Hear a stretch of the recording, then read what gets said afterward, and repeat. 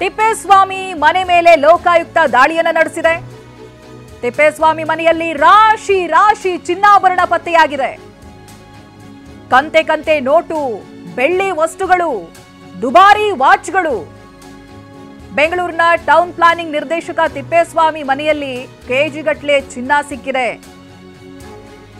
ಲೋಕಾಯುಕ್ತ ದಾಳಿಯನ್ನ ನಡೆಸಿರುವಂತಹ ಸಂದರ್ಭ ನೋಡಿ, ದೃಶ್ಯದಲ್ಲಿ ಗಮನಿಸ್ತಾ ಇದ್ದೀರಲ್ಲ, ಇದೆಲ್ಲವೂ ಕೂಡ ತಿಪ್ಪೇಸ್ವಾಮಿ ಮನೆಯಲ್ಲಿ ಸಿಕ್ಕಿರೋದು. ಲೋಕಾಯುಕ್ತ ದಾಳಿ ಮಾಡಿದಂತ ಸಂದರ್ಭ ಕೆಜಿಗಟ್ಟಲೆ ಚಿನ್ನ, ನೆಕ್ಲೆಸ್ ಇದೆ, ಬಳೆಗಳಿದೆ, ಕಿವಿಯೋಲೆಗಳಿದೆ, ಹಾರಂಗಳಿದಾವೆ, ಬೆಳ್ಳಿಯ ಸಾಮಗ್ರಿಗಳು ಕೆಜಿ ಇದೆ. ಅದೆಲ್ಲ ಎಷ್ಟು ಗ್ರಾಮ್ಗಳಿದಾವೆ ಅಥವಾ ಎಷ್ಟು ಕೆಜಿ ಇದೆ ಅಂತಾನೆ ಹೇಳ್ಬೇಕು. ಎಷ್ಟು ಕೆಜಿ ಇದೆ ಅನ್ನೋದನ್ನ ಲೋಕಾಯುಕ್ತ ಅಧಿಕಾರಿಗಳು ಪರಿಶೀಲಿಸ್ತಾರೆ. ದಾಖಲೆಗಳನ್ನ ವಶಕ್ಕೆ ಪಡಿಸಿಕೊಳ್ಳುವಂತ ಕೆಲಸಗಳನ್ನ ಮಾಡ್ತಾ ಇದ್ದಾರೆ. ನೋಡಿ, ಇದು ಒಬ್ಬರದ್ದೇ ಒಬ್ಬರಿಗೆ ಸಂಬಂಧಿಸಿದಂತ ಚಿನ್ನಾಭರಣಗಳಿದು. ತಿಪ್ಪೇಸ್ವಾಮಿ ಅಲ್ಲ, ಈತ ಗೋಲ್ಡ್ ಸ್ವಾಮಿ. 28ಕ್ಕೂ ಹೆಚ್ಚು ಜೊತೆ ಕಿವಿಯೋಲೆ, 23 ಚಿನ್ನದ ಸರ ಇದೆ, 15 ನೆಕ್ಲೆಸ್, 8 ಬ್ರಾಂಡೆಡ್ ವಾಚ್, 8 ಲಕ್ಷ ನಗದು, 23 ಚಿನ್ನದ ಬಳೆ, ಚಿನ್ನದ ಉಂಗುರ, ಬೆಳ್ಳಿ ವಸ್ತುಗಳ ಪತ್ತೆಯಾಗಿದೆ. ಈತ ನಿಜಕ್ಕೂ ತಿಪ್ಪೇಸ್ವಾಮಿ ಅಲ್ಲ, ಗೋಲ್ಡ್ ಸ್ವಾಮಿ. ಯಾಕೆಂತ ಹೇಳಿದ್ರೆ ಅಷ್ಟರ ಮಟ್ಟಿಗೆ ಚಿನ್ನ, ಕೆಜಿಗಟ್ಟಲೆ ಚಿನ್ನ ಸಿಕ್ಕಿದೆ.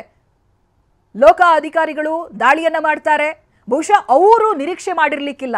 ಎಲ್ಲೋ ಒಂದ್ ಕಡೆ ಭ್ರಷ್ಟಾಚಾರ ಆಗಿದೆ ಅನ್ನುವಂತ ಆರೋಪ ಬಂದಿರುತ್ತೆ, ಅವರು ರೇಡ್ಗೆ ಬಂದಿರ್ತಾರೆ. ಬಟ್ ಇಷ್ಟರ ಮಟ್ಟಿಗೆ ಚಿನ್ನನ, ಆ ನಂಬರ್ಸ್ಗಳು ನೋಡಿ, 10 ಬಗೆಯ ಚಿನ್ನಾಭರಣಗಳು ಕಾಣಿಸ್ತಾ ಇದೆ.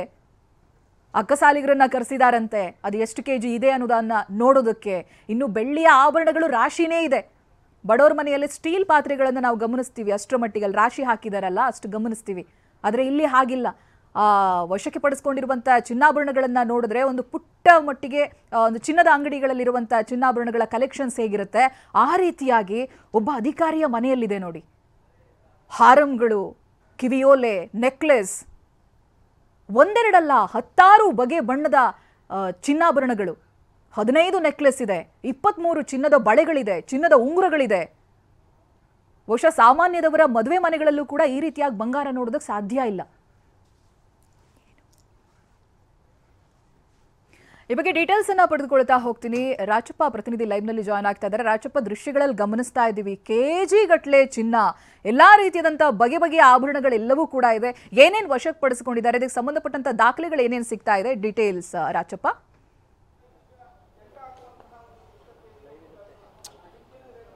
ಚೈತ್ರ, ಟೌನ್ ಪ್ಲಾನಿಂಗ್ನ ನಿರ್ದೇಶಕ ತಿಪ್ಪೇಸ್ವಾಮಿ ನಿವಾಸದ ಮೇಲೆ ಬೆಳಗ್ಗೆ 6:15ಕ್ಕೆ ಲೋಕಾಯುಕ್ತ ಅಧಿಕಾರಿಗಳು ದಾಳಿಯನ್ನು ಮಾಡಿದ್ರು. ಈ ಸಂದರ್ಭದಲ್ಲಿ ಮನೆಯಲ್ಲಿ ಬೇರೆ ಬೇರೆ ಕೊಠಡಿಯಲ್ಲಿರುವಂತಹ ಅವರ ಪತ್ನಿ ಹಾಗೆಯೇ ಮಕ್ಕಳಿಗೆ ಸಂಬಂಧಪಟ್ಟಂತಹ ರೂಮ್ಗಳನ್ನು ಕೂಡ ಲೋಕಾಯುಕ್ತ ಪೊಲೀಸರು ಪರಿಶೀಲನೆ ಕೂಡ ನಡೆಸಿದ್ರು. ಈ ಸಂದರ್ಭದಲ್ಲಿ ಎಲ್ಲೆಲ್ಲಿ ಚಿನ್ನಾಭರಣ, ಮನೆಯ ಬೇರೆ ಬೇರೆ ಮೂಲೆಗಳಲ್ಲಿ ಸಿಕ್ಕಂತ ಚಿನ್ನಾಭರಣವನ್ನ ಒಂದು ಕಡೆ ಇಟ್ಟಿರುವಂಥದ್ದು, ಹಾಗೆಯೇ ಬೆಳ್ಳಿ ಸಾಮಗ್ರಿಗಳು ಕೂಡ ಅಲ್ಲಿರುವಂಥದ್ದು, ಇದೆಲ್ಲವನ್ನ ಕೂಡ ನೋಡ್ತಾ ಇದ್ರೆ ಇದು ಎಲ್ಲ ಒಂದು ಕಡೆಗೆ ಮನೆ ರೀತಿ ಕಾಣ್ತಾ ಇಲ್ಲ. ಯಾವುದೋ ಒಂದು ಸಣ್ಣ ಜ್ಯುವೆಲ್ರಿ ಶಾಪ್ ಏನಂತ ನಾವು ಹೇಳ್ತೀವಿ ಅಂತ ಜ್ಯುವೆಲ್ರಿ ಶಾಪ್ ಮಾದರಿಯಲ್ಲಿ ಅವರ ಮನೆ ಕೂಡ ಇರುವಂಥದ್ದು. ಈ ವೇಳೆ ಅಂದ್ರೆ ಲೋಕಾಯುಕ್ತ ಪೊಲೀಸ್ ದಾಳಿ ವೇಳೆಯಲ್ಲಿ ಸುಮಾರು 8 ಬ್ರಾಂಡೆಡ್ ವಾಚ್ಗಳು ಕೂಡ ಅವರ ಮನೆಯಲ್ಲಿ ಸಿಕ್ಕಿದೆ. ಹಾಗೆಯೇ 28ಕ್ಕೂ ಹೆಚ್ಚು ಕಿವಿಯೋಲೆ ಇರುವಂಥದ್ದು ಕೂಡ ಅಲ್ಲಿ ಗೊತ್ತಾಗ್ತಿರುವಂಥದ್ದು. ಹಾಗೆಯೇ 23 ಚಿನ್ನದ ನೆಕ್ಲೆಸ್ ಆಗಿರ್ಬೋದು, ಸರ, ಹಾಗೆಯೇ ಪೆಂಡೆಂಟ್ಗಳು ಕೂಡ ಇದೆ. ಹಾಗಾಗಿ ಪೆಂಡೆಂಟ್ ಇರುವಂತಹ ಕಾರಣದಿಂದಾಗಿ ಎಷ್ಟು ಕೆಜಿಯ ಮೌಲ್ಯದ ಒಂದು ಚಿನ್ನಾಭರಣ ಇದೆ ಅನ್ನುವಂಥದ್ದು ಇನ್ನೂ ಕೂಡ ಸ್ಪಷ್ಟತೆ ಸಿಗಬೇಕಾಗಿದೆ. ಮನೆಗೆ ಅಕ್ಕಸಾಲಿಗರನ್ನ ಕೂಡ ಈಗಲೇ ಲೋಕಾಯುಕ್ತ ಪೊಲೀಸರು ಕರೆಸ್ಕೊಂಡಿದ್ದಾರೆ. ಅಂದ್ರೆ ನಾರ್ಮಲ್ ಆಗಿರುವಂತಹ ಸರಕ್ಕೆ ಒಂದು ಚಿನ್ನದ ಪೆಂಡೆಂಟ್ ಕೂಡ ಇದೆ. ಹಾಗಾಗಿ ಅದೆಲ್ಲವನ್ನ ಕೂಡ ತೂಕ ಹಾಕುವಂತ ಕೆಲಸವನ್ನ ಕೂಡ ಈಗಾಗಲೇ ಲೋಕಾಯುಕ್ತ ಪೊಲೀಸರು ಅಕ್ಕಸಾಲಿಗರ ಮೂಲಕ ಮಾಡ್ತಾ ಇರುವಂತದ್ದು. ಹಾಗಾಗಿ ಅದಾದ ನಂತರದಲ್ಲಿ ಕೆಲವೇ ಹೊತ್ತಲ್ಲಿ ಎಷ್ಟು ಪ್ರಮಾಣದ ಚಿನ್ನಾಭರಣ, ಎಷ್ಟು ಕೆಜಿ ಎಷ್ಟು ಚಿನ್ನ ಇದೆ ಅನ್ನುವಂಥದ್ದು ಗೊತ್ತಾಗುತ್ತೆ.